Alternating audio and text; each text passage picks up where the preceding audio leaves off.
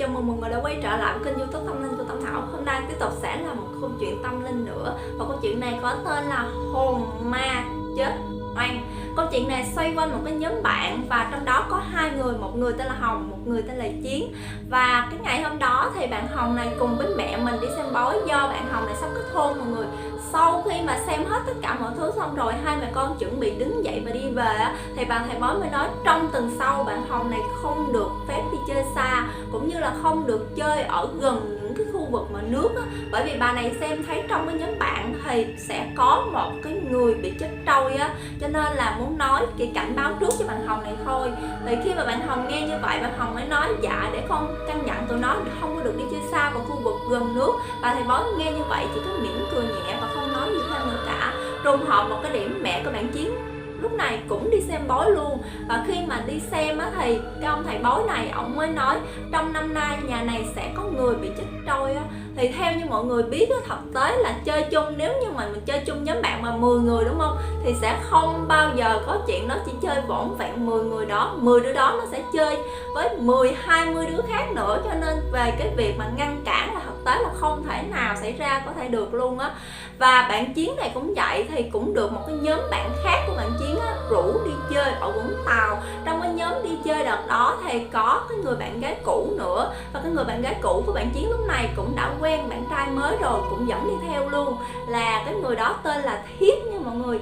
Khi mà đi chơi như vậy và một cái đêm bỗng nhiên bạn Hồng này nằm mơ thấy một cái giấc mơ rất là kỳ lạ luôn á. Thấy bạn Chiến này dẫn mình đi lên trên một cái con thuyền rất là lớn luôn. Khi mà đi ra giữa biển bỗng dưng có rất là nhiều người luôn, và bạn Hồng không có quen ai ngoại trừ bạn Chiến cả.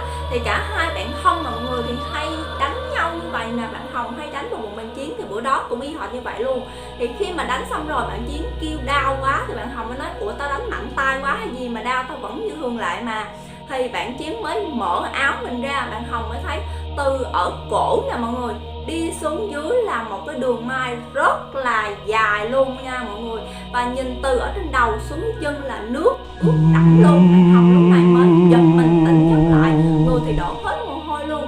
Sáng ngày hôm sau mới kể cho mẹ nghe thì mẹ bạn Hồng nói chắc không có gì đâu, chắc do con suy nghĩ nhiều quá thôi. Tuy nhiên đến khoảng trưa, lúc khoảng tầm 11 giờ, hai mẹ con đang ngồi ăn cơm thì có một cái cuộc điện thoại trong nhóm bạn chơi chung của bạn Hồng với bạn Chiến á, gọi điện cho bạn Hồng mới nói Hồng ơi, thằng Chiến á, nó chết rồi, nó chết trôi hồi đêm hôm qua. Bạn Hồng buông luôn điện thoại chất trong người luôn. Mẹ bạn Hồng mới hỏi chuyện gì vậy mà con hết hồn hoảng hốt dữ vậy. Thì bạn Hồng mới kể cho mẹ nghe, cả hai mẹ con đều thất thần luôn nha mọi người. Sau khi mà định hồn lại á, bạn Hồng mới lấy điện thoại và gọi điện ngược lại cho người bạn lúc nãy để hỏi thăm sự tình. Thì mới nghe người bạn lúc nãy kể là tối ngày đêm qua bạn Chiến cũng về báo mộng cho chị gái. Và bạn Chiến nói rằng là chị ơi, chị với các anh ở nhà lo cho ba mẹ, bây giờ thì em phải đi rồi. Khi mà nói xong cái đó, chị này chưa có kịp hỏi đầu óc giác gì hết trơn á, thì bạn Chiến biến mất. Chị này cũng giật mình tỉnh dậy và lấy điện thoại gọi ngay cho em mình luôn. Tuy nhiên lúc mà chị này gọi thì gọi không có được mọi người.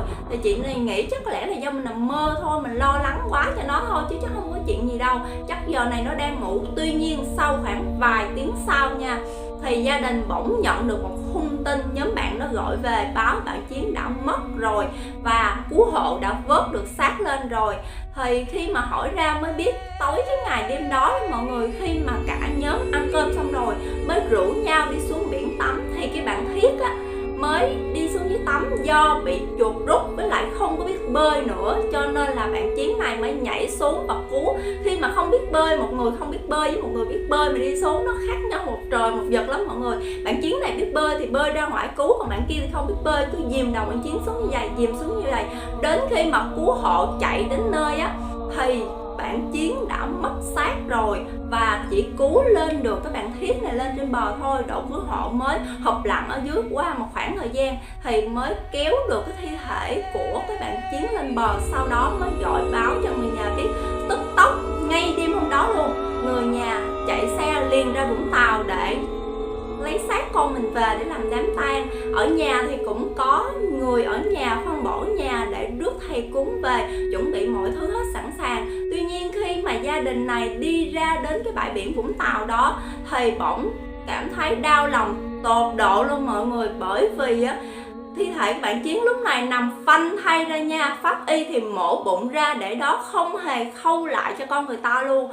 Còn đồ đạc thì được tháo ra hết, không hề có một cái mảnh vải che thân. Mẹ bạn Chiến lúc này ngất xỉu ngay tại chỗ đó luôn. Chị bạn đó mới đi lại và hỏi pháp y tại sao mổ xác con người ta ra mà lại không mai gì cho nó đã chết oan, chết tức, chết tưởi rồi mà lại bây giờ để nó phanh thay như vậy. Và có một điểm lạ là khi mà gia đình này vừa mới đi đến gần xác thì ngay lập tức máu ở mắt, mũi, miệng của bạn Chiến trào ra. Và xét về cái khía cạnh tâm linh, chứ mình không có đi vào cái khía cạnh y học hay khoa học gì đâu nha, là nếu như một người mà người ta chết oan thì khi mà người ta gặp lại gia đình của họ thì máu ở mắt, mũi, miệng sẽ trào ra rất là nhiều, giống như cái trường hợp của bạn Chiến.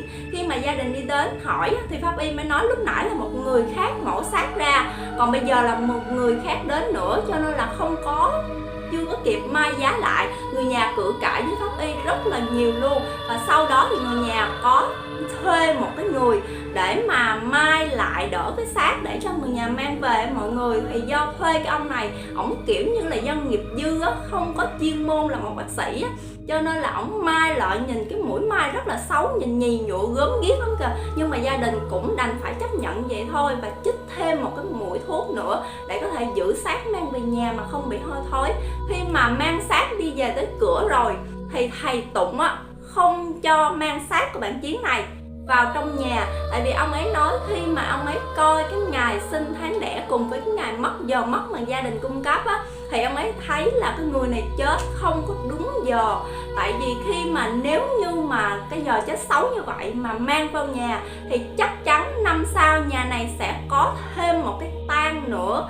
Thì lúc này bà mẹ theo tâm lý là không có chịu mọi người, bởi vì con mình đứt ruột sinh ra mà nó vừa chết oan, chết tức, chết tưởi như vậy mà bây giờ đi về nhà không được đi vào nhà để làm đám tang mà bắt buộc phải làm đám ở trước cửa nhà nữa.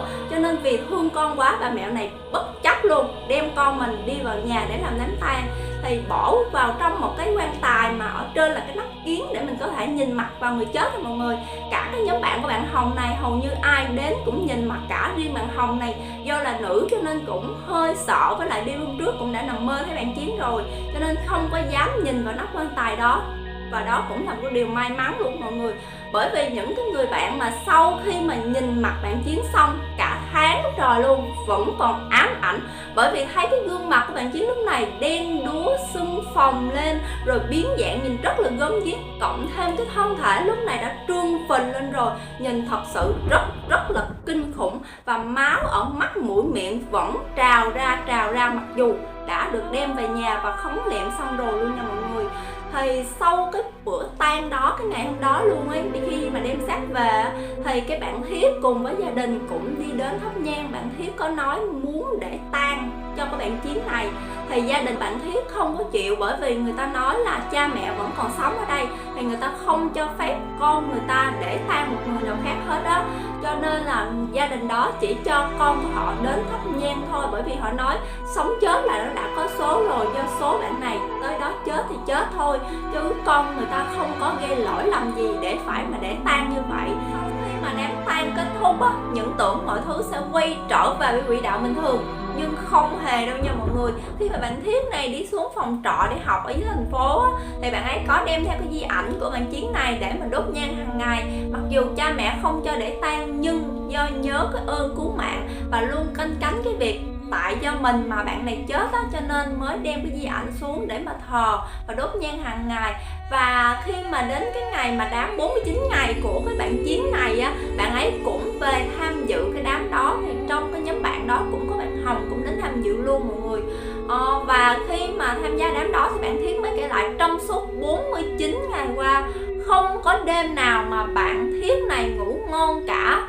Nửa đêm thì lại nghe thấy tiếng đồ đạc bị đập phá rất là nhiều luôn.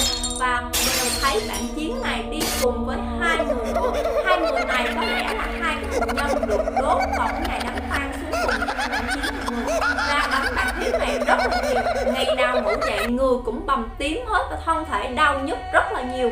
Có một đêm bạn của bạn Thiết này qua ngủ chung á, thì sáng ngày hôm sau ngủ dậy bạn này mới hỏi ủa sao phòng mày gì đâu mà bừa bộn tùm lum hết vậy. Tôi nhớ hồi hôm qua là nó ngăn nắp lắm mà. Thì bạn Thiết này mới hỏi ngày hôm qua mày ngủ có ngon hay không, mày có nghe thấy cái tiếng gì hay không. Thì người bạn đó mới nói tao thì không nghe tiếng gì hết, tao chỉ nghe thấy mày ú ớ thôi, nhưng mà tao tưởng là mày nằm mơ cho nên tao vẫn ngủ bình thường, không có gì hết á. Thì bạn này mới kể lại cho người bạn của mình nghe. Sau cái ngày hôm đó thì bạn của bạn Thiết không dám đến phòng ngủ thêm bất kỳ một cái ngày nữa nào luôn nha mọi người. Và sau cái ngày hôm đó khi mình nghe như vậy á, thì mẹ bạn Chiến này mới đi đến tìm thầy để mà trục hồn của bạn Chiến lên. Mẹ bạn ấy khi mà gặp hai mẹ con khóc rất là nhiều, thật sự rất là đau lòng luôn mọi người.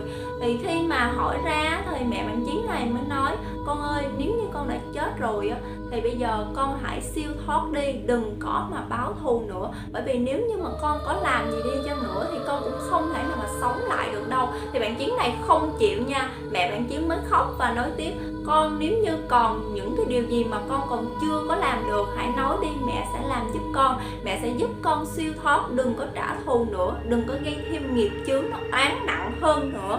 Thì hai mẹ con lúc này chỉ có khóc thôi mọi người, không nói được gì thêm nữa. Thật sự rất là đau lòng cho một người mẹ bị mất con luôn á.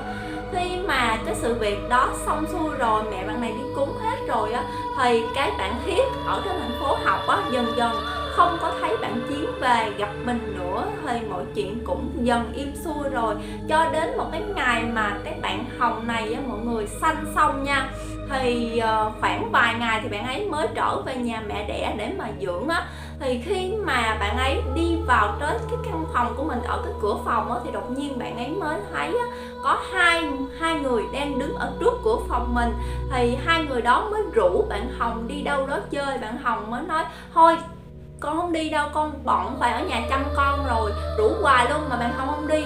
Và khi này bạn Hồng mới thấy từ ở trên đầu xuống dưới chân của hai người đó, mà hai người đó rất là lạ luôn. Trước giờ bạn Hồng chưa có thấy mặt mũi gì hết nha mọi người, và cũng không có gặp lần nào luôn á.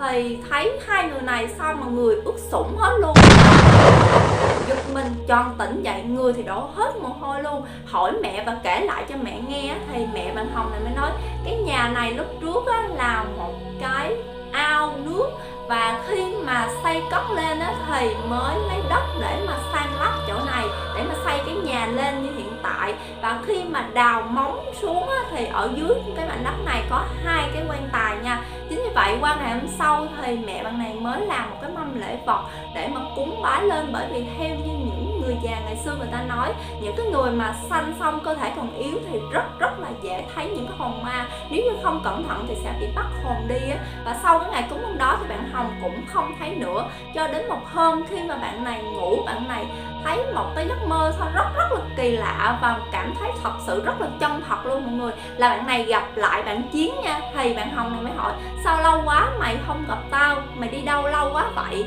Thì bạn Chiến mới nói á, là tao mất công việc mày ơi, thì hôm nay mày gặp lại tao mày không có sợ hả? Bạn Hồng mới nói: không, mất gì tao phải sợ, thì vẫn đánh như bụng bạn Chiến giống như bình thường, bạn thân lâu ngày gặp lại mà mọi người. Thì lúc này bạn Chiến không có đau. Bạn Hồng mới hỏi: ủa hôm nay tao đánh mà mày không có đau hả? Thì bạn Chiến mới nói: không, vết thương của tao nó đã lành rồi, mày có muốn đi chơi cùng với tao không? Hãy đi đến đây, chỗ này vui lắm, không có lo buồn, rất là đông người luôn á. Bạn Hồng mới nói: ừ đi thì đi. Thì bạn Chiến mới nắm tay bạn Hồng đi. Khi mà đi qua đến một cái cầu rất là dài và đi đến giữa cầu rồi thì đột nhiên bạn Hồng này nghe thấy tiếng con của mình á khóc rất là lớn luôn. Bạn Hồng mới nói với bạn Chiến: thôi tao không đi nữa đâu, thôi giờ tao dỗ con thôi đã. Con nó khóc quá trời luôn rồi.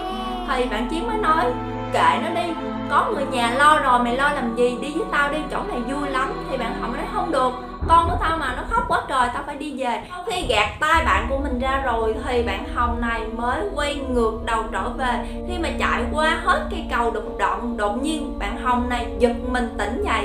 Khi mà tỉnh dậy thì thấy mẹ mình đang đứng kế bên và lay mình dậy. Mẹ mình mới hỏi: nãy giờ sao tao nghe cháu khóc quá trời mà sao mày không dậy để mày dỗ nó?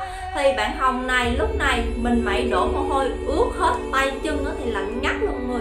Mặc dù đang mở máy lạnh bình thường và thời tiết ở bên ngoài không phải là quá nóng như thời tiết mùa hè để mà có thể đổ mồ hôi nhiều đến mức độ như vậy. Sau khi mà dỗ con ngủ xong rồi thì bạn này mới kể lại mọi việc cho mẹ mình nghe. Mẹ mình nói: rất là hên lúc nãy đi với thằng Chiến là cái hồn khôn nó đi, khi mà nghe con khóc cho nên mới quay đầu để đi trở về nhà, chứ không để cái hồn ngu nó đi thì đã bị bắt mất hồn rồi. Bởi vì nếu như mà đi qua cái cầu đó thì cái hồn của mọi người sẽ bị bắt và không thể nào mà trở về nhập vào xác được nữa nha. Những cái người mà người ta mới sanh thông thường người ta rất là dễ bị yếu bóng vía và rất là dễ bị dẫn dụ hồn đi như vậy. Sáng ngày hôm sau thì mẹ bạn Hồng này lại sắm thêm một cái mâm lễ vật nữa, hai mẹ con đốt nhang khấn vái là muốn cầu xin bạn Chiến là đừng có về để mà nhát bạn bè nữa, hãy để cho bạn bè sống bình an đi. Quả nhiên từ cái ngày hôm đó thì bạn Hồng cũng không còn gặp lại bạn Chiến nữa, và đến cái ngày đám giỗ á, tròn 1 năm ngày bạn Chiến mất á mọi người, thì bạn bè rồi người thân cũng đến tham dự rất nhiều, trong đó bạn Thiết cũng đến luôn đốt nhang. Chẳng những như vậy, bạn này còn ra thăm mộ để đốt nhang ngoài mộ cho bạn Chiến nữa. Thì bạn Thiết có hứa là sẽ thường xuyên đi đến để chăm lo thăm nom gia đình của bạn Chiến này. Thì sau cái ngày hôm đó quả nhiên bạn Thiết cũng không còn gặp lại bạn Chiến nữa, vẫn sống rất là bình an thôi. Nhưng từ sau cái ngày mà đám giỗ tròn 1 năm, bỗng dưng trong gia đình này có một người cháu ruột của bạn Chiến nha, đột nhiên lăn ra chết không rõ nguyên nhân. Lúc này đã được ứng nghiệm cái lời mà cái người thầy tụng đã nói lúc mà đám tang mọi người. Nhưng lúc này bà mẹ có hối hận thì cũng đã quá muộn màng rồi, bởi vì sự việc nó đã xảy ra và ngay cái khoảng thời gian đó thầy cũng đã nhìn thấy được sự việc, đã coi được ngày rồi, nhưng khuyên can gia đình mà gia đình nhất quyết không nghe, để xảy ra cớ sự có thêm một người nữa phải đi theo cùng với bạn Chiến thì mọi việc nó mới dừng lại, nó mới lắng xuống ở đây nha. Ok, và đó là câu chuyện mà Thảo muốn kể với mọi người trong video ngày hôm nay. Nếu như mọi người có câu chuyện nào mọi người muốn Thảo chia sẻ trên đây thì mọi người có thể gửi vào Facebook hoặc là vào email của em nha. Và nếu như mọi người xem video này cảm thấy yêu thích thì nhấn like, chia sẻ, đặc biệt là nhấn cái chuông bên cạnh để nhận được thông báo của Thảo ra video mới nhất nè. Và bây giờ thì Thảo xin chúc tất cả mọi người có một giấc ngủ ngon. Và ok, thì Thảo xin nói lời chào thân ái và hẹn gặp lại mọi người trong những video tiếp theo. Bye. Đừng quên nhấn like video và hãy nhấn đăng ký kênh nếu như mọi người chưa đăng ký để đón xem những video mới nhất của Tâm Thảo nhé. Còn bây giờ xin nói lời chào thân ái và hẹn gặp lại trong những video tiếp theo. Xin chào.